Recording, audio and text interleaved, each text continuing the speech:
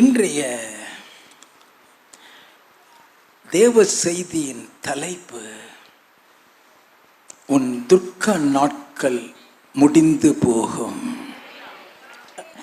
ஏசாயா தீர்க்கதரிசியின் புஸ்தகம் 60வது அதிகாரம் 20வது வசனம். உன் சூரியன் இனி அஸ்தமிப்பதும் இல்லை, உன் சந்திரன் மறைவதும் இல்லை. கர்த்தரே உனக்கு நித்திய வெளிச்சமாயிருப்பார். உன் துக்க நாட்கள் முடிந்து போம். கர்த்தரே உனக்கு வெளிச்சமாயிருப்பார். உன் துக்க நாட்கள் முடிந்து போகும். கர்த்தரே உனக்கு வெளிச்சமாயிருப்பார்னா, உன் வாழ்க்கையின் இருளான நாட்கள் முடிந்து விட்டது என்று அர்த்தம். உன் துக்க நாட்கள் முடிந்து போகும் என்றால், உன் கண்ணீருக்கு பதில் கிடைத்து விட்டது. இனி நீ அழுது கொண்டு இராய். உன் கண்ணீருக்கு பதில் கிடைத்து விட்டது. இனி நீ அழுது கொண்டு இராய். இன்னைக்கு கண்ணீர்ல உள்ளவங்க, பாடுகள்ல உள்ளவங்க,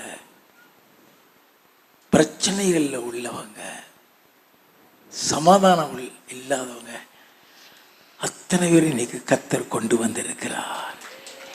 அல்லேலூயா.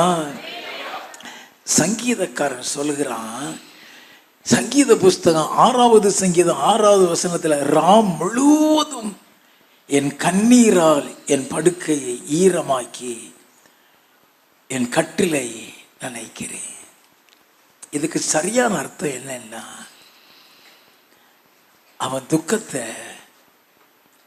அவன் கவலைய யார்கிட்டையும் சொல்ல முடியாது. யார்கிட்ட சொன்னாலும் நம்மளுக்கு சாதகமா ஆறுதலால பேசிட மாட்டாங்க.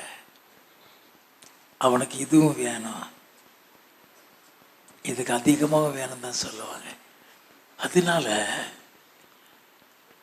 தேவ சமூகத்தில் போய் ராத்திரி முழுவதும் அழுகிறது.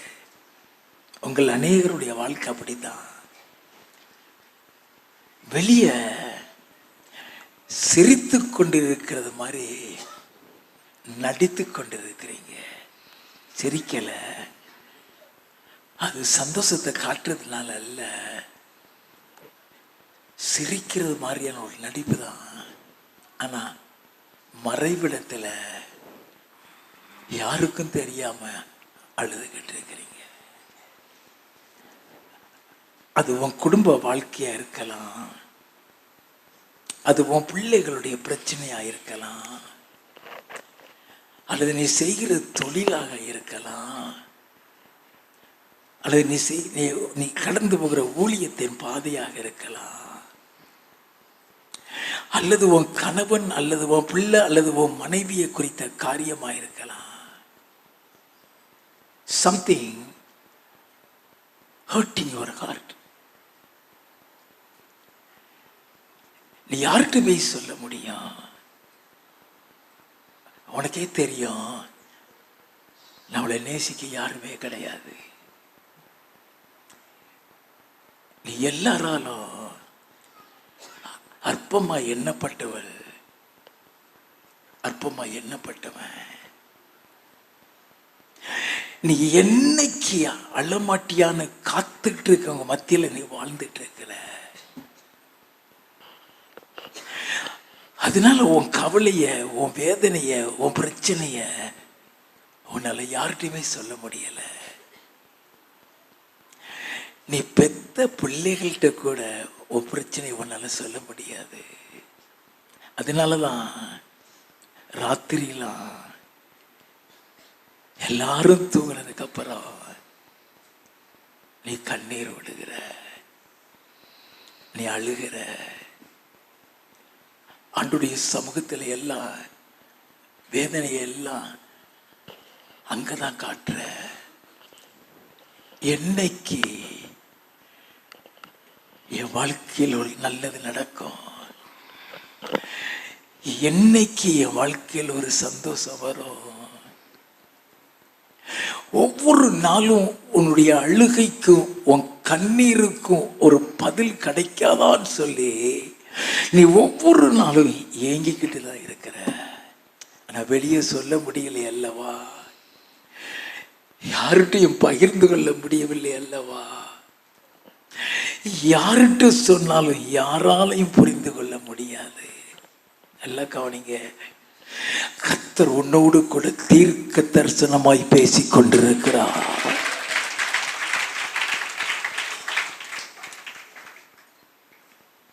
அதனால்தான் ஆண்டவர் உங்களுக்கு இந்த துக்க நாட்கள் முடிஞ்சு போகும்னு சொல்றாரு. நல்லா கவனித்துக் கொள்ள வேண்டும். சங்கீதக்காரன் சொன்னா, சங்கீதம் 6வது சங்கீதம் 8வது வசனத்தின் பிற்பகுதியில கர்த்தர் என் அழுகையின் சத்தத்தை கேட்டார்னு சொல்றான். நீ அழுத அழுகை அவர் சன்னிதானத்தில் போய் எட்டி விட்டது. ஆண்டவர்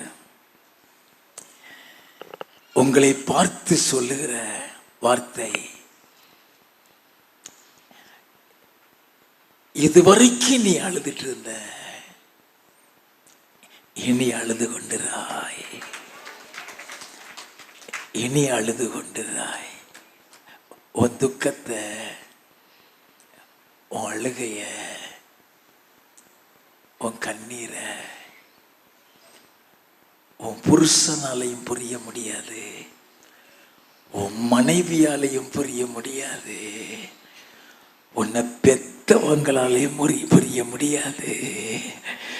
அதை புரிந்தவர் என் ஆண்டவர் மாத்திரம்தாயா. அதை தெரிந்தவர் என் கர்த்தர் மட்டும்தாயா. உலகம் உன்னை புரியாது, உன்னை பெத்தவங்க கூட உன்னை புரிந்து கொள்ள மாட்டாங்க. ஆனா உன் வாழ்க்கையை குறித்து,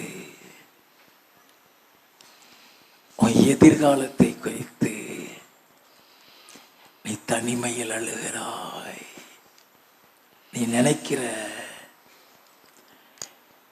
யாருமே என் வாழ்க்கையை குறித்து கவலைப்படுகிறது இல்லையே. உனக்காக கவலைப்படுகிற என் ஆண்டவர் இருக்கிறார். உன் கண்ணீரை துடைக்கிற ஆண்டவர் இருக்கிறார். எதை குறித்து கவலைப்பட்டு கொண்டிருக்கிறாயோ, எதை குறித்து துக்கப்பட்டு கொண்டிருக்கிறாயோ, அந்த துக்க நாட்கள் முடிந்தது. அல்லேலூயா. அந்த துக்க நாட்கள் முடிந்தது. அதனால் தான் தேவனாகிய கர்த்தர் சொல்லுகிறார், எசாயா தீர்க்கதரிசியின் புஸ்தகம் 30வது அதிகாரம் 18வது வசனத்தில் இருந்து 21வது வசனம் வரைக்கும். ஆனாலும் உங்களுக்கு இறங்கும்படி கர்த்தர் காத்திருப்பார், உங்கள் மேல் மனதுருகும்படி எழுந்திருப்பார். கர்த்தர் நீதி செய்கிற தேவன், அவருக்கு காத்திருக்கிற அனைவரும் பாக்கியவான்கள். உங்களுக்கு இறங்கும்படி கர்த்தர் காத்திருப்பார்னா, உனக்கு நன்மை செய்யும்படி காத்து கொண்டிருக்கிறார். நல்லா கவனிக்க வேண்டும். அன்று சொல்ற, உங்களை இறங்கும்படி காத்திருப்பார், உங்கள் மேல் மனதுருகும்படி எழுந்திருப்பார். அப்ப ஆண்டவர் உங்களுக்கு மனதுருகும்படியாக காத்து கொண்டிருக்கிறார். உங்களுக்கு தெரியல, அது உங்களால புரியாது. நீங்க அழுதுகிட்டு தான் இருக்கிறீங்க, ஒவ்வொரு நாள் அழுகிறீங்க. ஆனா உன் அழுகைய கூட நம்ப மாட்டேங்காங்க, உன் கண்ணீரை கூட கண்டுகிட மாட்டேங்காங்க. அதனால கர்த்தர் உன்னை இன்னைக்கு கொண்டு வந்திருக்கிறார். ஐயா, உன்னோடு பேசும்படியாக என் ஆண்டவர் உன்னை கொண்டு வந்திருக்கிறாரு. நீ சந்தோஷமாய் இருந்த நாட்களை நினைத்து அழுகிறாய், நீ மகிழ்ச்சியோடு இருந்த நாட்களை நினைத்து நீ அழுகிறாய். யோபு சொன்னது போல அந்த நாட்கள் திரும்பி வராதா? நிச்சயமாய் வரும். நிச்சயமாய் வரும். அல்லேலூயா. என் ஆண்டவர் சொல்லுகிறாரு, நல்லா கவனித்துக் கொள்ள. இன்னைக்கு அப்படிப்பட்ட மக்களையே தான் கொண்டு வந்திருக்கிறாரு. யாராலையும் உனக்கு சந்தோஷம் கிடையாது, யாராலையும் கிடையாது. நீ பெத்த பிள்ளைகளால கூட உனக்கு சந்தோஷம் கிடையாது. பல நேரத்தில் நினைக்கிறது உண்டு, என் கண்ணீருக்கு ஒரு முடிவு இருக்காதா, என் கண்ணீருக்கு ஒரு முடிவு இருக்காதா. அதனாலதான் அதுக்கு முடிவு இன்றோடு இருக்கணும். கர்த்தர் உன்னோடு கூட பேசுகிறார். வாசிப்போம். சீயோனை சேர்ந்த ஜனங்கள் எருசலேமில் வாசமாயிருப்பார்கள், இனி நீ அழுது கொண்டிராய். ஆண்டவர் சொல்லுகிறார், இனி நீ அழுது கொண்டு இராய். உன் கண்ணீரின் நாட்கள் முடிகிறது. அல்லேலூயா. உன் கவலையின் நாட்கள் முடிகிறது. அல்லேலூயா. வாசிப்போ. உன் கூப்பிடுதலின் சத்தத்துக்கு அவர் உருக்கமாய் இறங்கி அதை கேட்ட உடனே உனக்கு மறு உத்தரவு அருளுவார். உன் கூப்பிடுதலின் சத்தத்துக்கு அவர் உருக்கமாய். நீ பல நேரத்தில் ஆண்டவர் கேட்கலையா? அப்படிதான் நினைக்கிற. அந்த சத்தம் கேட்டுச்சுங்கிறார். அதுக்கு உருக்கமாய் இறங்கி பதில் கொடுக்க போகிறார். அல்லேலூயா. வாசிப்போ. ஆண்டவர் உங்களுக்கு துன்பத்தின் அப்பத்தையும் உபத்திரவத்தின் தண்ணீரையும் கொடுத்தாலும் உன் போதகர்கள் இனி ஒருபோதும் மறைந்திருக்க மாட்டார்கள். நீ துன்பத்தின் பாதையில போயிருக்கலாம், கண்ணீரின் பாதையில போயிருக்கலாம். ஆண்டவர் இதை பார்க்கலையா? ஆண்டவர் எனக்கு ஒரு நன்மை செய்ய மாட்டாரா? நீ நினைச்சிருக்கலாம். அதுதான் ஆண்டவர் சொல்லுகிறார், உங்களுக்கு துன்பத்தின் ஆபத்தையும் உபத்திரவத்தையும் தண்ணீரையும் கொடுத்தாலும் இனி உன் போது ஒருபோது மறைந்திருக்க மாட்டார்கள். உன் கண்கள் உன் போதகர்களை காணும். நீங்கள் வலது புறமாய் சாயும் போதும் இடது புறமாய் சாயும் போதும் வழி இதுவே, இதிலே நடவுங்கள் என்று உங்களுக்கு பின்னாலே சொல்லும் வார்த்தையை உங்கள் காதுகள் கேட்கும். உங்க சொந்த காதுகளே கேட்கும். இதுவரைக்கும் என்ன செய்யணும்னே உனக்கு தெரியல. இதுக்கு எப்படி நடக்கிறது, இதுக்கு என்ன முடிவு எடுக்கிறது, இதை யார்கிட்டையுமே சொல்லவும் முடியாது. நீ சொன்னாலும் அதை கேட்டு ஆலோசனை கொடுக்க யாருக்கும் தெரியவும் செய்யாது. ஆனா ஆண்டவர் நீ எப்படி நடக்கணும் இனிமே சொல்லி கொடுப்பாரு. நீ வலதுபுறமாய் சாயும் போதும் இடதுபுறமாய் சாயும் போதும், அதாவது நீ வழி தெரியாமல் போகும்போதுன்னு அர்த்தம். வலதுபுறம் சாயும் போதும் இடதுபுறம் சாயும் போதுன்னு அர்த்தம். எப்படி போகணும், எதை செய்யணும், வழி தெரியாமல் நீ போகும்போது இதில் வழி இதுவே, இதில் நடவுங்கள் என்று உங்களுக்கு பின்னாலே சொல்லுகிற சத்தத்தை உங்கள் காதுகள் கேட்கும். கவலை இல்லாத மனுஷன் உலகத்துல கிடையவே கிடையாது. நல்ல கவனிங்க. ஒவ்வொருவருக்கும் ஒவ்வொரு கவலை உண்டு. எல்லாருக்கும் ஒரே கவலை இருக்காது.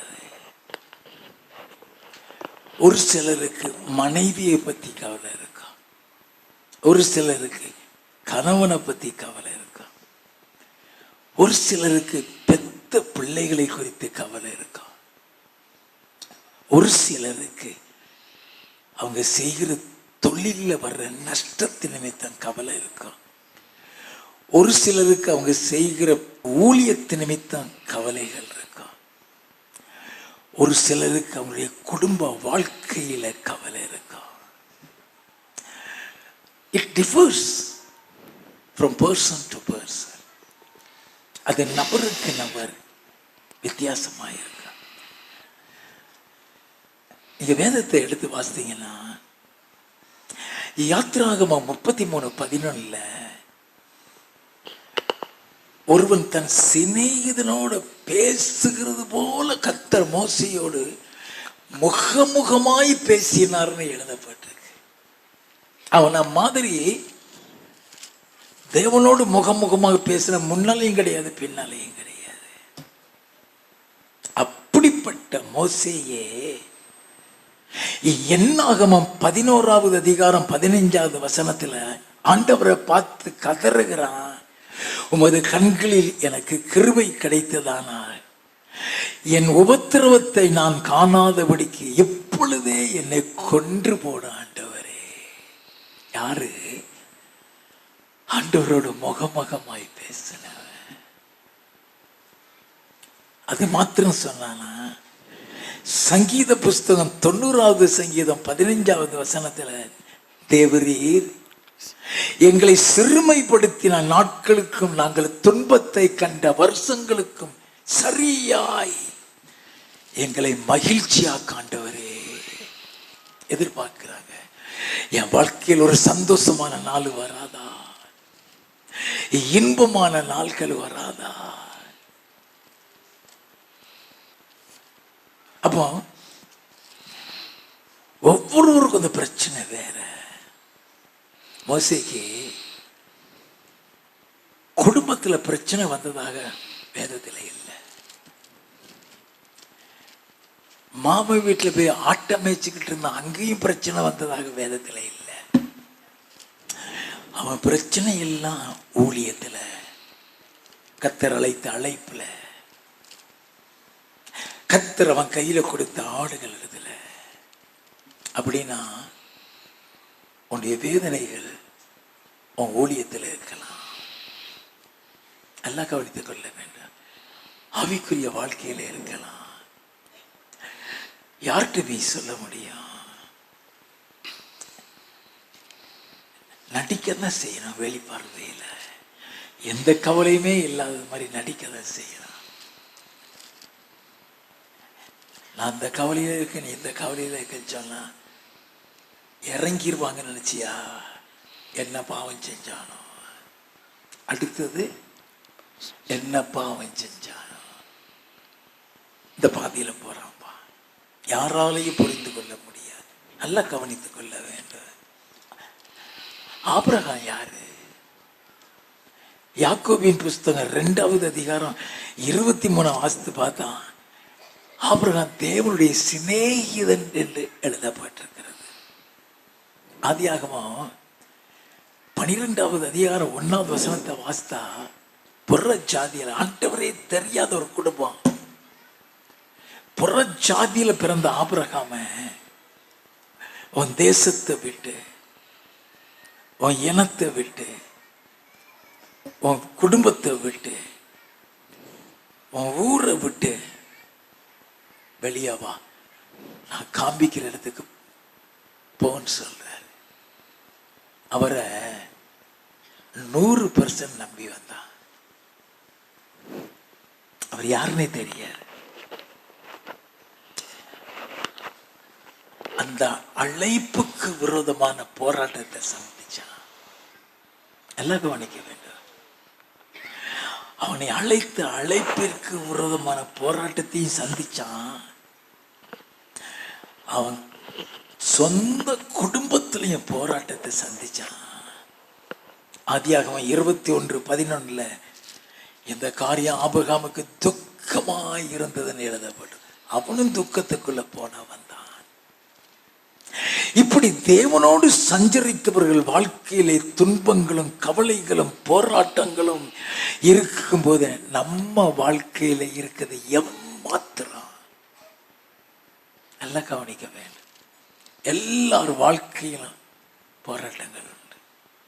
எல்லார் வாழ்க்கையிலும் கண்ணீர் உண்டு. வெளியே தான் சொல்ல முடியாது.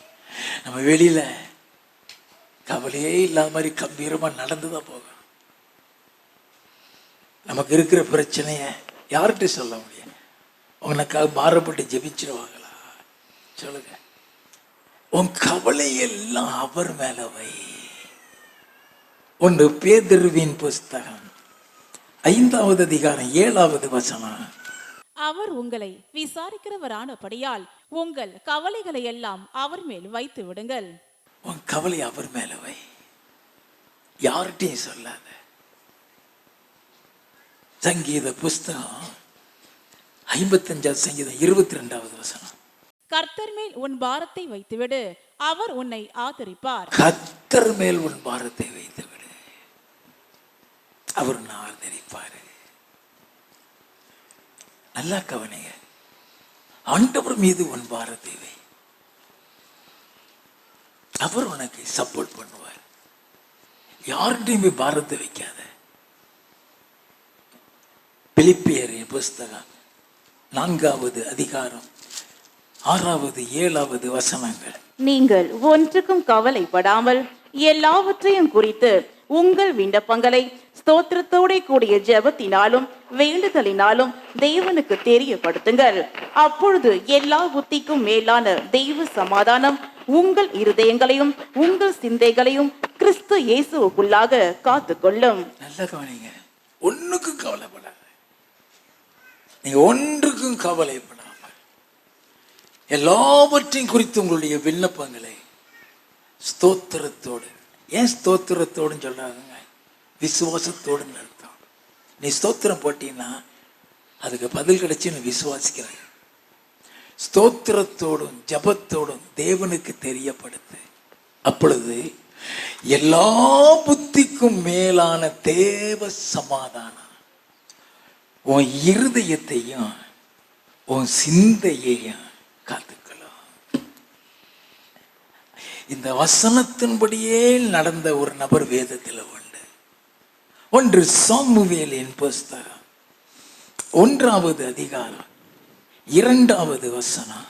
அவனுக்கு 2 மனைவிகள் இருந்தார்கள். ஒருத்தி பேர் அன்னாள், மற்றவள் பேர் பெனினாள். பெனினாளுக்கு பிள்ளைகள் இருந்தார்கள், அன்னாளுக்கு பிள்ளை இல்லை. நல்ல கவனிங்க, அவனுக்கு 2 மனைவி. ஒருத்திக்கு பிள்ளை இருக்கு, இன்னொருத்திக்கு பிள்ளை இல்லை. அந்த பிள்ளை இருக்கிறவா பிள்ளை இல்லாதவள் அற்பமாய் பேசுகிறார். 6-8 வரை வாசிங்க. கர்த்தர் அவள் கற்பத்தை அடைத்தபடியினால் அவளுடைய சக்கரத்தை அவள் துக்கப்படும்படியாக அவளை மிகவும் விசனப்படுத்துவாள். துக்கப்படுத்தும்படியாக. குழந்தை இல்லாம இருக்கிறவங்களை துக்கப்படுத்தும்படி எப்படி பேசுவாங்க? மலடுன்னு சொல்லுவாங்க. அவ அப்படி சொல்ற போலுக்கு வாசிப்போம். அவள் கர்த்தருடைய ஆலயத்திற்கு போகும் சமயத்தில் அவன் வருஷந்தோறும் அந்த பிரகாரமாய் செய்வான். இவள் அவளை மனமடிவாக்குவாள். அப்பொழுது அவள் சாப்பிடாமல் அழுது கொண்டிருப்பாள். ஆண்டவர் நமக்கு கொடுத்த வாக்கு, இனி அழமாட்டேன், இனி அழமாட்டேன். அவன் அழுது கொண்டிருப்பான்னு சொல்றான். நல்ல கவனிங்க, எல்லாருக்கும் ஒரு கண்ணீர் உண்டு. When we do have problems in family somewhere, அது ஆண்டவரத்தில் போய் கொட்டும் போது உங்கள் அறியாமலே அழுக வரதான் செய்யும். நல்லா கவனிக்க வேண்டாம். அவ தேவ சமூகத்தில் போய் அழுது எப்படி ஜெபிக்கிறா தெரியுமா? 10-11 வாசிக்கும். அவள் போய் மனம் கசந்து மிகவும் அழுது கர்த்தரை நோக்கி விண்ணப்பம் பண்ணி, சேனைகளின் கர்த்தாவே, தேவரீர் உம்முடைய அடியாளின் சிறுமியை கண்ணோக்கி பார்த்து உம்முடைய அடியாளை மறவாமல் நினைத்திரளே. சிறுமையை கண்ணோக்கி பார்த்தேன். எப்படி ஜெபிக்கிறா? நான் தூஷிக்கப்படுகிறேன், நான் அவமானப்படுத்தப்படுகிறேன், நான் இருதயத்தில் குத்தப்படுகிறேன். ஆண்டவரே, I am being hurt in my heart. Have mercy upon me. என் சிறுமையை பார்த்து. நல்லா கவனிக்க வேண்டாம். இப்ப அவளுக்கு தேவை ஒரு குழந்தை வேணுங்கிறது இல்லை. அந்த வசனத்தை ஆரஞ்சிங்களா தெரியும். அந்த மலடுன்னு சொல்லி கிண்டல் பண்றாளே, அந்த பேர் இருக்கக்கூடாது. அந்த பேரு நீங்கணும்னா ஒரு குழந்தை வேணும் ஆண்டவரே. என் சிறுமையை கண்ணோக்கி பார்த்து உம்முடைய அடியாளை மறவாமல் நினைத்தருளி உமது அடியாளுக்கு ஒரு ஆண் பிள்ளையை கொடுத்தால் அவன் உயிரோடு இருக்கும் சகல நாளும் நான் அவனை கர்த்தருக்கு ஒப்பு கொடுப்பேன். கர்த்தருக்கு கொடுத்துடுறேங்கிறா. அப்ப தனக்கு ஒரு பிள்ளை வேணுங்கிறதுக்காக கேட்கல.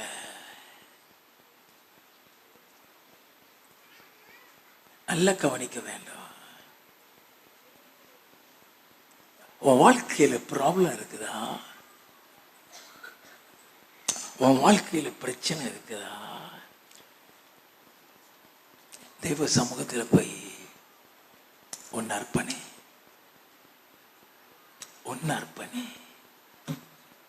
எப்பொழுதுமே ஆண்டவருடைய சமூகத்தில் அழுகிறது. அவருடைய வாழ்க்கையில் இந்த கண்ணீரின் ஜெபம் சுயநலமான ஜெபம் இல்லை. சுயநலமான ஜெபம் இல்லை. எனக்கு இது வேணும் ஆண்டவரே, அது வேணும் ஆண்டவரேன்னு சொல்லி கேட்கல. கொடுத்த ஒன்னையும் நான் கர்த்தருக்கு கொடுத்துடுறேன்னு சொன்னா அவ தன்னையே கர்த்தருக்கு அர்ப்பணிக்கிறா. அவன் துக்க நாட்கள் நிறைய நீங்கணும்னா சுயநலமான ஜெபம் இல்லை. சுயநலம்னா என்ன? கர்த்தருக்கு அர்ப்பணிக்கிறதுனா என்ன? அந்த ஜெபத்தை நம்ம தெரிஞ்சுக்கணும். ஆதியாகமம் 5வது அதிகாரம் 28, 29. லாமேக்கு 182 வயதான போது ஒரு குமாரனை பெற்று கர்த்தர் சவித்த பூமியிலே நமக்கு உண்டான வேலையிலும் நம்முடைய கைகளின் பிரயாசத்திலும் இவன் நம்மை தேற்றுவான் என்று சொல்லி அவனுக்கு நோவா என்று பெயரிட்டான். இவன் நம்ம தேற்றுவான். தனக்காக, தனக்கு பிரயோஜனமா இருப்பான். பிற்காலத்தில் அவன் போய் வாழ்ந்துகிடலாம். அது சுயநலமான எண்ணம். நல்லா கவனிக்க வேண்டும். அர்ப்பணிப்பின் ஜெபம்னா என்ன? அண்ணால் ஜெபித்தாலே அந்த அர்ப்பணிப்பின் ஜெபத்தை நம்மளால புரிஞ்சுக்கிட முடியாது. அந்த அர்ப்பணிப்பின் ஜெபம்னா என்ன? லூக்கா எழுதின சுவிசேஷம் 1வது அதிகாரம் 5 இருந்து 7 வரை. யூதேயா தேசத்தின் ராஜாவாகிய ஏரோதின் நாட்களில் அபியா என்னும் ஆசாரிய வகுப்பில் சகரியா என்னும் பேர் கொண்ட ஆசாரியன் ஒருவன் இருந்தான். அவன் மனைவி ஆரோனுடைய குமார்த்திகளில் ஒருத்தி. அவள் பேர் எலிசபெத். அவர்கள் இருவரும் கர்த்தரின் சகல கற்பனைகளின்படியையும் நியமங்களின்படியேயும் குற்றமற்றவர்களாய் நடந்து தேவனுக்கு முன்பாக நீதி உள்ளவர்களாய் இருந்தார்கள். தேவனுக்கு முன்பாக நீதி உள்ளவர்கள். வாசிப்போம். எலிசபெத் மலடியாய் இருந்தபடியினால் அவர்களுக்கு பிள்ளை இல்லாதிருந்தது. இருவரும் வயது சென்றவர்களாயும் இருந்தார்கள். ஆனா ஜெபம் மட்டும் பண்ணிக்கிட்டே இருக்கிறான். குழந்தை வேணும்னு ஜெபம் பண்றான். வயசு போயிடுச்சு. வயசு போனதுக்கு அப்புறமும் அந்த குழந்தைக்காக ஜெபிக்கிறான். அது யாருக்கும் தெரியாது. அது யாருக்கும் தெரியாது. 2 பேருக்கும் வயசு ஆயிடுச்சு. அவன் வயசெல்லாம் பார்க்கல. ஆனா அவனுக்கு ஒரு குழந்தை வேணும். எதுக்காக குழந்தை வேணும் நம்ம ஜெபிக்கிறான் தெரியுமா? 11வது வசனம்.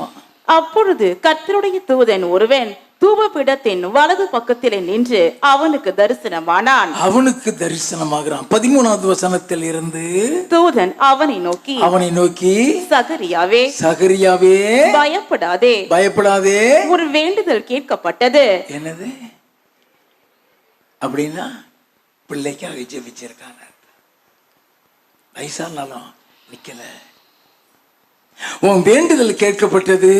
உன் மனைவியாகிய எலிசபெத் உனக்கு ஒரு குமாரனை பெறுவாள். அவனுக்கு யோவான் என்று பெயரிடுவாயாக. உனக்கு சந்தோஷமும் மகிழ்ச்சியும் உண்டாகும். அவன் பிறப்பு நிமித்தம் அனைவர் சந்தோஷப்படுவார்கள். என்னது?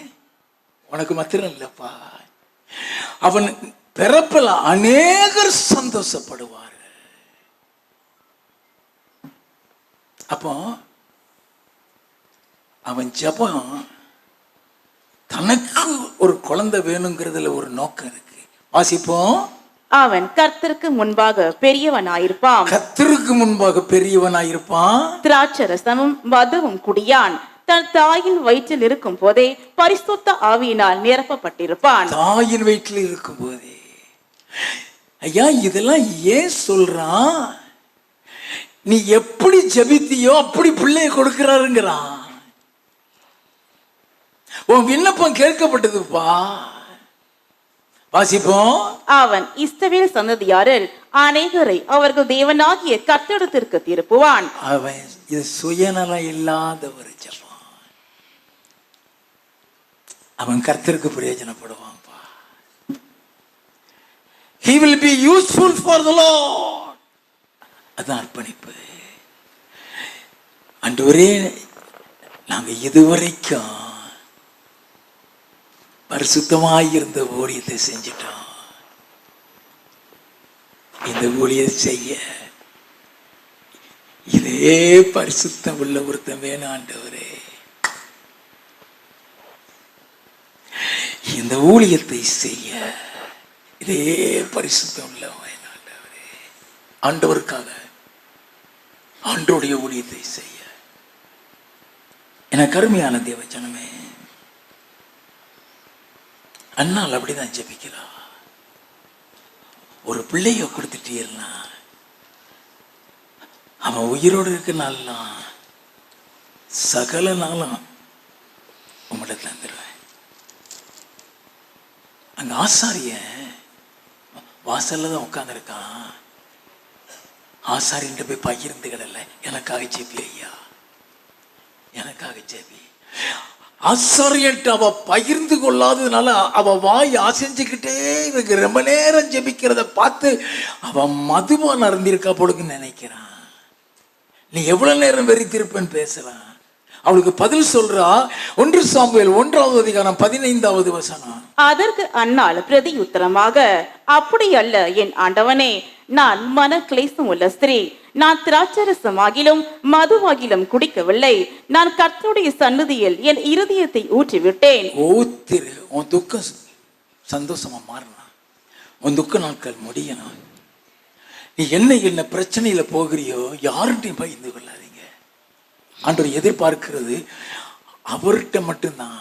அவ பகிர்ந்து யார்கிட்டையும் பகிர்ந்து கொள்ளாம ஆண்டவருடைய சமூகத்துல இருதயத்தை ஊத்துன உடனேயே நீங்கள் ஒன்றுக்கும் கவலைப்படாமல் எல்லாவற்றையும் குறித்து உங்களுடைய விண்ணப்பத்தை ஸ்தோத்திரத்தோடு கூடிய ஜபத்தினாலும் விண்ணப்பத்தினாலும் தேவனுக்கு தெரியப்படுது.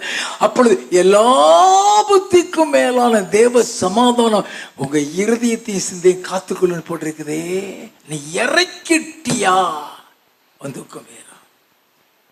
அவருடைய பதில தான் நீ பெற வேண்டும். இவ இறக்கிட்டா 18வது வசனத்தின் பிற்பகுதி, அப்புறம் அவள் துக்க முகமாய் இருக்கவில்லை. அதுக்கப்புறம் அவளுக்கு துக்க முகமாவே இல்லை. 20வது வசனம், சில நாள் சென்ற பின்பு அன்னாள் கர்ப்பவதியாகி ஒரு குமாரனை பெற்று கர்த்தரிடத்தில் அவனை கேட்டேன் என்று சொல்லி அவனுக்கு சாமுவேல் என்று பெயரிட்டாள். அவனுக்கு சாமுவேல். நல்லா கவனிக்க வேண்டாம். அவனுக்கு சாமுவேல் பெயரிட்டா. 1 சாமுவேல் 2:1. அப்பொழுது அன்னாள் ஜெபம் பண்ணி, என் இருதயம் கர்த்தருக்குள் களி கூறுகிறது. என் துக்க நாட் முடிஞ்சிருச்சுன்னு அர்த்தம். என் இருதயம் கர்த்தருக்குள் களி கூறுகிறது. என் கொம்பு கர்த்தருக்குள் உயர்ந்திருக்கிறது. என் பகைஞரின் மேல் என் வாய் திறந்திருக்கிறது. சந்தோஷமாயிட்டா. துக்க நாட்கள் முடிந்தது. 26வது வசனம், சாமுவேல் என்னும் பிள்ளை ஆண்டானோ பெரியவனாக வளர்ந்து கர்த்தருக்கும் மனுஷருக்கும் பிரியமாக நடந்து கொண்டான். கர்த்தரே வளர்க்கிறாரு. அவன் கர்த்தருக்கு கொடுத்துட்டா அவன் ஆசாரியினால் வளர்க்கப்படல, கர்த்தரால் வளர்க்கப்படுறா. கர்த்தருக்கும் மனுஷருக்கும் பிரியமாகிறான். 3வது அதிகாரம் 1வது வசனம். சாமுவேல் என்னும் பிள்ளை ஆண்டான் ஏலிக்கு முன்பாக கர்த்தருக்கு பணிவிடை செய்து கொண்டிருந்தான். கர்த்தருக்கு பணிவிடை செய்கிறாராம். 19, 20. சாமுவேல் வளர்ந்தான், கர்த்தர் அவனுடனே கூட இருந்தார். அவர் தம்முடைய எல்லா வார்த்தைகளிலும் ஒன்றையாகிலும் தரையிலே விழுந்து போக விடவில்லை. சாமுவேல் கர்த்தருடைய தீர்க்கதரிசிதான் என்று தான் முதல் பெயர்சபா மட்டுமுள்ள சகல இஸ்ரவேலருக்கும் விளங்கினது.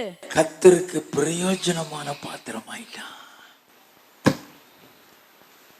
அர்ப்பணி, உன் அர்ப்பணி. நல்ல கவனிங்க. இன்னைக்கு உங்க துக்க நாட்கள் முடியணும். உன் துக்க நாட்கள் முடியணும். ஒன்னு ஆண்டவருக்கு அர்ப்பணி. உடனே உன் பிரச்சனையெல்லாம் முடிவு கொண்டாடுவாரு. நல்லா கவனிக்க வேண்டும். சில ஒவ்வொருத்தருடைய துக்கங்களையும் ஒவ்வொரு மாதிரி. அந்த துக்க நாட்கள் முடிய தேவன் எதிர்பார்க்கிறதை நாம் அறிந்து கொள்ள வேண்டும். ஆபிரகாம் தேவனுடைய சிநேகிதன் தான். அவன் வாழ்க்கையிலும் துக்க நாட்கள் இருந்தது. ஆதியாகமம் 11வது அதிகாரம் 26வது வசனம். தேராகு 70 வயதான போது ஆபிராம் நாகோர் ஆரான் என்பவர்களை பெற்றான். நல்ல கவனிங்க. தேராகுனுடைய பிள்ளைதான் ஆபிரகாம். 29வது வசனம்.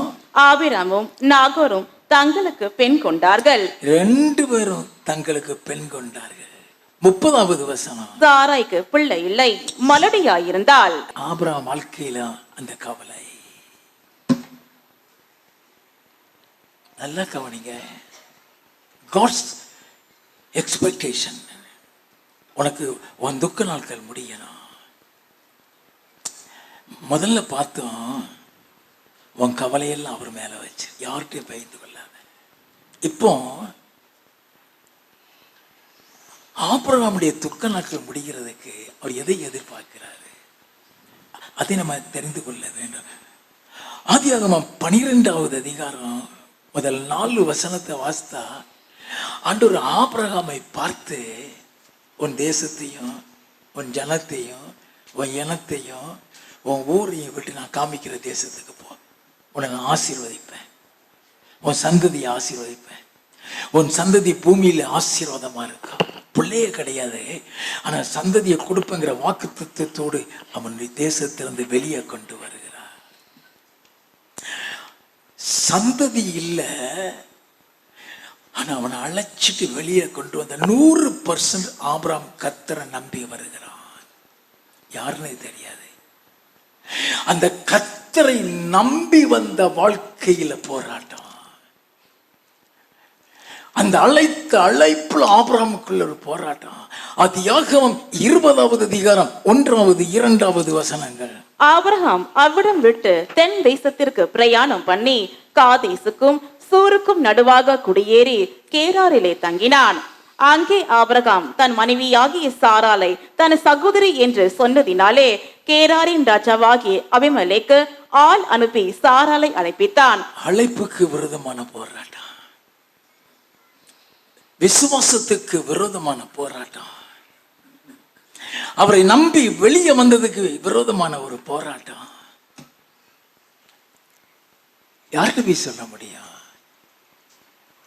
குடும்பத்தில் போய் சொன்னா உனக்கு இதுவும் வேணும், உனக்கு இதுக்கு மேலேயும் வேணும். யார்கிட்ட கேட்ட உன் பாட்டுக்கு ஓடனேன்னு தானே சொல்லுவாங்க. அப்புறம் அவனுக்கு வயசு ஏறிட்டு 99 வயசு வரைக்கும் வந்துட்டான். பிள்ளை இல்லை, போராட்டங்கள் இருக்குது. கேராருக்கு வந்திருக்கான், ஒரு போராட்டம் இருக்குது. நல்லா கவனிங்க, முக்கியமான பகுதியை அறிந்து கொள்ள வேண்டும். இப்போ ஆண்டவர் அந்த கேராரு ராஜா இருக்கான அவனுக்கு தரிசனமாகிறான். 3வது வசனம், தேவன் இரவிலே அபிமெலேக்குக்கு சொப்பனத்திலே தோன்றி, நீ அழைப்பித்த ஸ்திரீ நிமித்தம் நீ செத்தாய், அவள் ஒருவனுடைய மனைவியாய் இருக்கிறாளே என்றார். நல்ல கவனிங்க, நீ அழைப்பித்த ஸ்திரீ நிமித்தம் நீ செத்தாய், அவன் ஒருவருடைய மனைவியா இருக்கிறாளே. பல நேரங்கள்ல ஆண்டவரத்துல எவ்வளவோ கேட்கிறோம், நம்ம பதில் கிடைக்கலையே. பதில் we never knew what is the expectations of God to receive it. ஆண்டவரத்துல ஒரு பதிலை பெறுகிறதுக்கு அவர் நம்மகிட்ட என்ன எதிர்பார்க்கிறாருன்னு நமக்கு தெரியாது. நம்ம யாரு, நம்ம குணம் என்ன, நம்ம எப்படிப்பட்டவங்க அவருக்கு மட்டும்தான் தெரியும். உன்னை பெத்தவங்களுக்கு கூட தெரியாது. அப்ப ஆண்டவர் ஒரு எதிர்பார்ப்புக்குள்ள உன்னை கொண்டு போகிறதுக்காக ஒரு பாதையில கொண்டு போவாரு. It's very important. இப்ப அவனுடைய வாழ்க்கையில ஏன் இந்த சூழ்நிலை வந்தது? உன் வீட்டையும் உன் தேசத்தையும் உன் ஜனத்தையும் விட்டு வா, நான் உன்னை ஆசீர்வதிப்பேன். உன்னை ஆசீர்வதிக்கிறவங்களை ஆசீர்வதிப்பேன், உன்னை சபிக்கிறவங்களை சபிப்பேன். எல்லா வாக்குதான் கொடுத்து கொண்டு வர்றாரு. ஆனா போராட்டம் நிற்கல, பிள்ளையும் பிறக்கல. இப்ப அவன் ஒரு பாதையில கொண்டு போகிறாரு. அவன் போராட்டங்களுக்கு ஒரு முடிவு, அவன் ஜபத்துக்கு ஒரு பதில், அவன் கண்ணீருக்கு ஒரு பதில் கொண்டு வரது அந்த பாதை. இது ஆபிரகாமுக்கு தெரியாது. இப்ப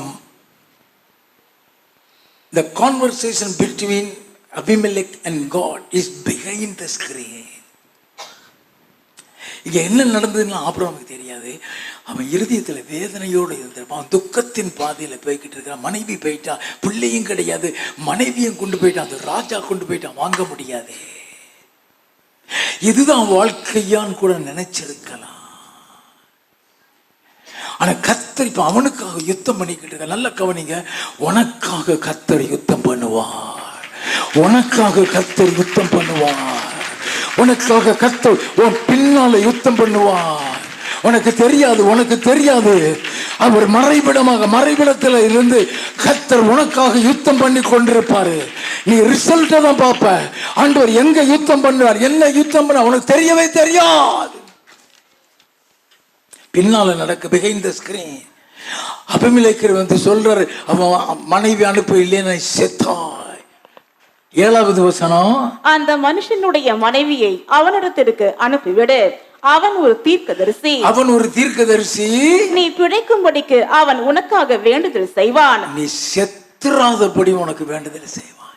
இல்லைனா நீ செத்துருவ. நீ வைக்க கூடாத இடத்துல கையை வச்சுட்ட, தொடக்கூடாத நபரை தொட்டு. அவன் என் அழைப்புல வந்தவன், நீ அவுட் ஆகிருவ. போய் அவன்கிட்ட போய் சொல்லு. அப்படியே ஆபிரகாம்கிட்ட சொல்றான், ஏன் இப்படி செய்தாய்? ஐயா, இங்க தெய்வ பயம் இல்லை. என் மனைவியும் சொன்னா என்னை கொண்டுட்டு அவளை எடுத்துருவாங்கிறதுனால அதை சொல்லிட்டேன். ஆனா உண்மையிலேயே அவ என் சகோதரி தான், நான் பொய் சொல்லலை. முறைப்படி அவன் சகோதரி தான். நல்லா கவனிங்க, நடந்தது என்ன தெரியுமா? அபிமெலேக்கு சொன்ன உடனே ஆபிரகாம் ஜெபிக்கிறான். ஆதியாகமம் 20வது அதிகாரம் 17-18. ஆபிரகாமுடைய மனைவியாகிய சாராள் நிமித்தம் கர்த்தர் அபிமெலேக்குடைய வீட்டாரின் கற்பங்களை எல்லாம் அடைத்திருந்தபடியால் ஆபிரகாம் தேவனை நோக்கி வேண்டிக் கொண்டான். ஆபிரகாம் எதனால ஜெபித்தான்? 14வது வசனம், அப்பொழுது அபிமெலேக்கு ஆடு மாடுகளையும் வேலைக்காரரையும் வேலைக்காரிகளையும் ஆபிரகாமுக்கு கொடுத்து அவன் மனைவியாகிய சாராளையும் அவனிடத்தில் திரும்ப ஒப்புவித்தான். மேட்ரை சொல்லிட்டு ஒப்படைச்சிட்டான். இல்லைன்னு செத்துருவான்.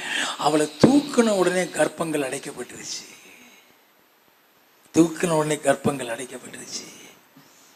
இப்ப ஜெபிக்கிறான். 17-18. ஆபிரகாமுடைய மனைவியாகிய சாராள் நிமித்தம் கர்த்தர் அபிமெலேக்குடைய வீட்டாரின் கற்பங்களை எல்லாம் அடைத்திருந்தபடியால் ஆபிரகாம் தேவனை நோக்கி வேண்டிக் கொண்டான். தேவனை நோக்கி வேண்டிக் கொண்டான். அப்பொழுது தேவன் அபிமெலேக்கையும் அவன் மனைவியையும் அவன் வேலைக்காரிகளையும் குணமாக்கி பிள்ளை பெறும்படி அனுக்கிரகம் பண்ணினார். இந்த ஜெபத்துல கிறிஸ்துவின் அன்பு இருக்கிறது. இந்த ஜெபத்துல மன்னிப்பு இருக்கிறது. இந்த ஜெபத்துல தீமை செய்தவனுக்கு நன்மை செய்கிற நன்மை இருக்கிறது. ஆண்டவர்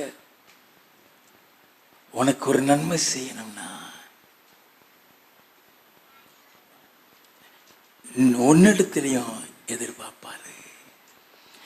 அவர் மனதுருகிற வாஸ்தமே, காத்திருந்தார் வாஸ்தமே. உன்னிடத்தில் அந்த அன்பு வருதான் வெயிட் பண்றாரு. உன்னிடத்தில் அந்த மன்னிக்கிற சுபாவம் வருதான் வெயிட் பண்றாரு. உன்னிடத்துல நன்மை செய்கிற எண்ணம் இருக்குதான்னு பார்க்கிறாரு. நல்லா கவனிங்க. நீ அவருக்காக எது செஞ்சாலும் நீ நன்மை செய்கிறாய். அப்ப ஆண்டவர் ஒரு ஆபிரகாமுக்கு ஒரு ஆப்பர்ச்சுனிட்டி உருவாக்கி கொடுக்கிறாரு. நன்மை செய்கிறதற்கு, இரக்கம் காட்டுறதுக்கு, அன்பு காட்டுற. யாரோ ஒருத்தர் மேல நீ கசப்புல இருக்க, யாரோ ஒருத்தர் மேல நீ வெறுப்புல இருக்கிற. உனக்கு நன்மை செய்ய ஆண்டவரால முடியல. உன் கசப்பு, உன் வெறுப்பு, உன் பகையை வச்சுட்டு ஆண்டவருக்கு உனக்கு நன்மை செய்ய முடியல, உன் துக்கத்தை மாற்ற முடியல. அதனால the Lord will open an opportunity to help them. இது ஆபிரகாமுக்கு ஒரு சந்தர்ப்பத்தை உருவாக்கி கொடுக்கிறார். It's an opportunity created by God. ஆண்டவர் சந்தர்ப்பம் கொடுப்பாரு. நன்மை செய்கிறதுக்கு சந்தர்ப்பம் கொடுப்பாரு.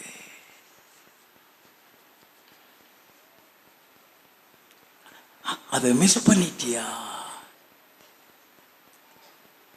பரலோகத்தையே இழந்து விடுவாய். நமக்கு தெரியாது, நம்ம யாருக்கும் தெரியாது. நீ யாரு மீது கசப்பா இருக்கியோ, யாரு மீது வெறுப்பா இருக்கியோ, யார நீ பார்க்க விருப்பம் இல்லாம இருக்கிறியோ,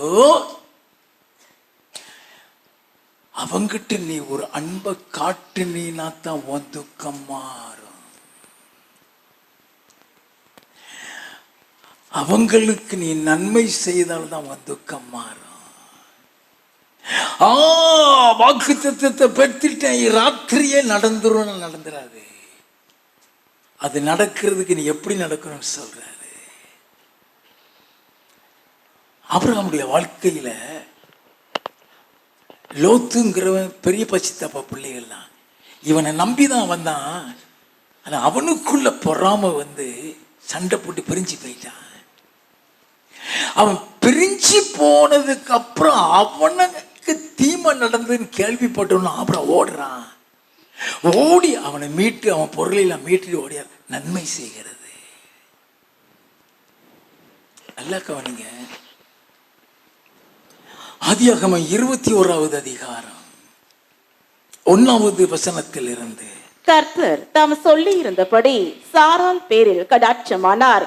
கர்த்தர் தாம் உரைத்தபடியே சாராளுக்கு செய்தருளினார். ஆபிரகாம் முதிர் வயதாயிருக்கையில் சாராள் கர்ப்பவதியாகி தேவன் குறித்திருந்த காலத்திலே அவனுக்கு ஒரு குமாரனை பெற்றாள். அங்க ஜெபித்தானே ஐயா, 100 வருஷம் இருந்த கவலை 75வது ஆண்டுல கர்த்தர் வாக்குத்தத்தம் கொடுக்கிறாரு. அந்த வாக்குத்தத்தம் நிறைவேறது 100 வருஷம். 25 வருஷம் பிள்ளை பிறந்துராதா. எப்ப பிறக்க வைக்கிறாரு? நன்மை செய்த பின்பு. யாருக்கு நன்மை? தீமை செய்தவங்களுக்கு. யார மன்னிக்கிறான்? தீமை செய்தவங்களை. அதுல கிறிஸ்துவின் அன்பு இருக்குதுயா.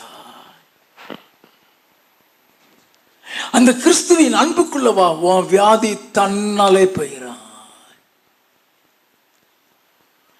உன் பிரச்சனை தன்னாலே மாறிடும். அந்த நபரை பார்க்கறதுக்கு உனக்கு வெறுப்பா இருக்குல்ல, பார்க்கவே இஷ்டம் இல்லைல்ல, கசப்பா இருக்குல்ல, அதை மாத்துங்கிறார். அதை மாத்து. அந்த நபருக்கு அன்பு செலுத்து. யார்கிட்ட நீ இதுவரைக்கும் அன்பு செலுத்தலையோ அவங்ககிட்ட அன்பு செலுத்து.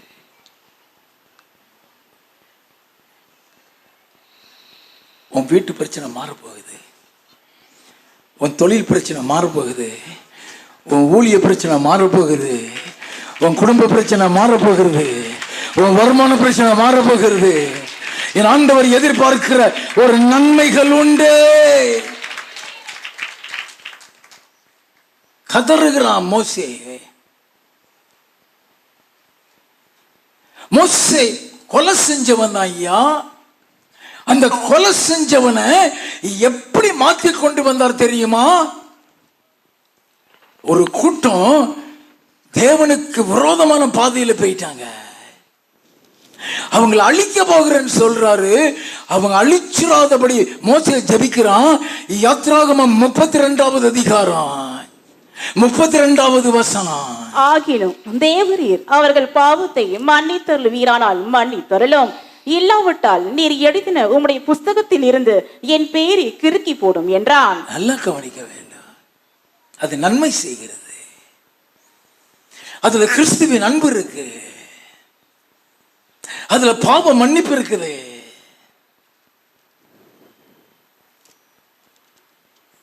நல்லா கவனிக்க வேண்டும். உனக்கு வந்த சகல பிரச்சனையும் ஒண்ணு விட்டு போயிடலாம். அதுக்கு ஒரு முற்றுப்புள்ளி கொண்டு வந்துருவாரு.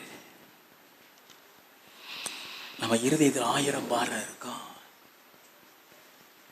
1000 வேதனைகள் இருக்கும். இப்படி செஞ்சிட்டாங்களே, இப்படி பேசிட்டாங்களே, இப்படி சொல்லிட்டாங்களே, அதை உள்ள வைக்காதங்கிற, அதை உள்ள வைக்காத, தூக்கி போட்டுது. நான் உனக்கு பெரிய காரியத்தை செய்ய போகிறேன், சின்ன காரியத்தை உள்ள வைக்காத, சின்ன காரியத்தை உள்ள வைக்காத, உனக்கு பெரிய காரியத்தை நான் செய்ய போகிறேன்னு சொல்லிதான் ஆண்டவர் உன்னோடு கூட பேசிக் கொண்டிருக்கிறாரு. யோபுடைய துக்க நாட்கள்ங்கிறது கொஞ்சம் நெஞ்சம் இல்லை. யோபுவின் புஸ்தகம் 6வது அதிகாரம் 1 இருந்து வாசிங்க. யோபு பிரதியுத்தரமாக, என் சஞ்சலம் நிற்கப்பட்டு, என் சஞ்சலம் நிற்கப்பட்டு, என் நிர்பந்தம் எல்லாம் தராசிலே வைக்கப்பட்டால் நலமாயிருக்கும். அப்பொழுது அது கடற்கரை மணலை பார்க்கிலும் பாரமாயிருக்கும். ஆகையால் என் துக்கம் சொல்லி முடியாது. ஒரு சொல்லி முடியாத துக்கத்துக்குள்ள போகிறான். பிள்ளைகளை இழந்துட்டான், வீட்டை இழந்துட்டான், வேலைக்காரர்கள் வேலைக்காரிகள், ஒட்டகங்கள், ஆடுகள், மாடுகள், பணம் எல்லாத்தையும் இழந்த பின்பும் கூட கர்த்தரை விட்டு போகல. ஆனாலும் அந்த துக்கம் சந்தோஷமா மாறினான். அவன் நேர்மையானவன் தான், உத்தமன், சன்மார்க்கன், பொல்லாப்புக்கு தீமைக்கு விலகி இருக்கிறவன் தான், விதவைகளுக்கும் ஏழைகளுக்கும் உதவி செஞ்சவன் தான். ஆனா அவன் துக்க நாட்கள் முடிகிறதற்கு கர்த்தர் ஒரு எதிர்பார்ப்புக்குள்ள ஒரு பாதையில கொண்டு போகிறார். யோபுவின் புஸ்தகம் 42வது அதிகாரம் 7வது வசனத்தில் இருந்து. கர்த்தர் இந்த வார்த்தைகளை யோபோடு பேசின பின் கர்த்தர் தேமானியனான எலிப்பாசை நோக்கி, உன் மேலும் உன் 2 சிநேகிதர் மேலும் எனக்கு கோபம் ஒழிகிறது. என் தாசனாகிய யோபு பேசினது போல் நீங்கள் என்னை குறித்து நிதானமாய் பேசவில்லை. ஆதலால் நீங்கள் 7 காளைகளையும் 7 ஆட்டுக்கடாக்களையும் தெரிந்து கொண்டு என் தாசனாகிய யோபனிடத்தில் போய் உங்களுக்காக சர்வாங்க தகன பலிகளை இடுங்கள். என் தாசனாகிய யோபும் உங்களுக்காக வேண்டுதல் செய்வான். உங்களுக்காக வேண்டுதல் செய்வான். வாசிப்போம். நான் அவன் முகத்தை பார்த்து அவன் முகத்தை பார்த்து உங்களை உங்கள் புத்தியினத்துக்கு தக்கதாக நடத்தாதிருப்பேன். நல்ல யோபுடைய அவ யாரு இந்த பசங்க? யோபுடைய இருதயத்தை கிழிச்சவனுங்க. ஐயா, எல்லாத்தையும் இழந்து இருக்கிறவனை பார்த்து பரியாசம் பண்றானுங்க. நீ நன்மை செய்திருந்தீனா நீ இந்த பாதையில போக மாட்டேன். அதனாலதான் நீ இந்த பாதையில போற. இருதயத்தை குத்திட்டு கிடக்கான். அந்த நபர் மீது யோபுக்கு அன்பு வேண்டும். அவன் அனுப்பி விடுறாரு. 10வது வசனம். யோபு தன் சிநேகிதருக்காக வேண்டுதல் செய்த போது கர்த்தர் அவன் சிறையிருப்பை மாற்றினார். தன் சிநேகிதருக்காக வேண்டுதல் செய்த போது அவன் சிறையிருப்பை மாற்றினார். யோபுக்கு முன் இருந்த எல்லாவற்றை பார்க்கிலும் 2 தனியாய் கர்த்தர் அவனுக்கு தந்தருளினார். இரட்டத்தனையாய் கொடுத்தாராம். இரட்டத்தனையாய் கொடுத்தார். எல்லா செல்வமும் திரும்பி வந்துச்சு. நல்லா கவனிங்க. யார் மேல கசப்பு இருக்கு? யார் மேல வெறுப்பு இருக்கு? யாரும் உங்களால நேசிக்க முடியல. அந்த அன்புக்குள்ளவா. உன் துக்க நாள் முடிந்து போய்விடா. உன் துக்க நாள் முடிந்து போய்விடா. ஆபிரகாம் அபிமெலேக்கு குடும்பத்துக்காக ஜெபித்தான். பிள்ளைய கொடுத்தாரு. சண்டை போட்டுட்டு போன லோத்தோடு ஒப்புரவாகி அவனுக்கு இந்த தீமையிலிருந்து வெளியே கொண்டு வந்தான். அந்த ஆபிரகாம் மரிச்சான். எங்க போய் இருக்கிறான்? மத்தேயு எழுதின சுவிசேஷம் 8வது அதிகாரம் 11வது வசனம். அநேகர் கிழக்கிலும் மேற்கிலும் இருந்து வந்து பரலோக ராஜ்யத்தில் ஆபிரகாம், ஈசாக்கு, யாக்கோபு என்னவருடைய பந்தி இருப்பார்கள். நல்ல கவனிங்க. இப்ப ஆபிரகாம் பரலோகத்தில் இருக்கான். அவன் பரலோகத்தில் இருக்கான். அப்ப ஆண்டவர் உனக்கு டெம்பரரியா உன் பிரச்சனைக்கு முடிவு கட்டணும்னு நினைக்கல. பெர்மனன்ட் அவன் பிரச்சனைக்கு முடிவு கட்ட கர்த்தர் விரும்புகிறார். உன்னை பரலோகத்துக்கும் கொண்டு போக விரும்புகிறார். உங்களுடைய இருதயத்தில் இருக்கிற எண்ணம் எல்லாமே நன்மை செய்கிறது, நன்மை செய்கிறது. ஆபிரகாம் பரலோகத்துக்கு போனா ஆண்டவர் அவனை ஏன் நன்மை செய்கிற அனுபவத்துக்குள்ள கொண்டு போகிறாரு. பல நேரங்கள் நமக்கு அது தெரியாது. ஆதியில காயின்ட்டு என்ன சொன்னார் தெரியுமா? ஆதியாகமம் 4வது அதிகாரம் 6வது 7வது வசனம். அப்பொழுது கர்த்தர் காயினை நோக்கி, உனக்கு ஏன் எரிச்சல் உண்டாயிற்று? உன் முகநாடி ஏன் வேறுபட்டது? நீ நன்மை செய்தால் மேன்மை இல்லையோ? நீ நன்மை செய்யாதிருந்தால் பாவம் வாசற்படியில் படுத்திருக்கும். நீ நன்மை செய்யலனா பாவம் வாசற்படியில் அற்புதம் நடக்காது. யாருக்குமே மனசுல தீமை செஞ்சிடாதீங்க. யாருக்குமே செஞ்சிடாதீங்க. நான் ரட்சிக்கப்பட்ட உடனே கர்த்தர் எனக்கு சொன்னார் நேரடியா, உனக்கு தீமை செய்யறவங்க கூட நல்லா இருக்கணும் ஜெபம் பண்ணு, நல்லா இருக்கணும் ஜெபம் பண்ணு. நல்லா கவனிங்க. அதுல நன்மை இருக்கிறது. அதுல கிறிஸ்துவின் அன்பு இருக்குது. அதுல மன்னிப்பு இருக்குது. நீ நன்மை செய்தால் மேன்மை இல்லை, நன்மை செய்தால் பாவம் வாசப்படப்படுது. இயேசு சொன்னார்.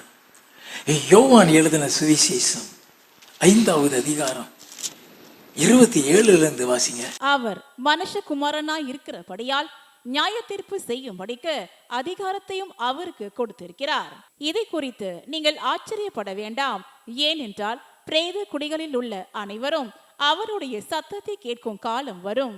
அப்பொழுது நன்மை செய்தவர்கள் ஜீவனை அடையும்படி எழுந்திருக்கிறவர்களாகவும், தீமை செய்தவர்கள் ஆக்கினையை அடையும்படி எழுந்திருக்கிறவர்களாகவும் புறப்படுவார்கள். ஆண்டவர் நம்மிடத்தில் எதிர்பார்க்கிறது ஒரு நன்மை, எதிர்பார்க்கிறது ஒரு நன்மை. அந்த நியாய தீர்ப்புல சிங்காசனத்தில் உட்கார்ந்திருப்பாராம்.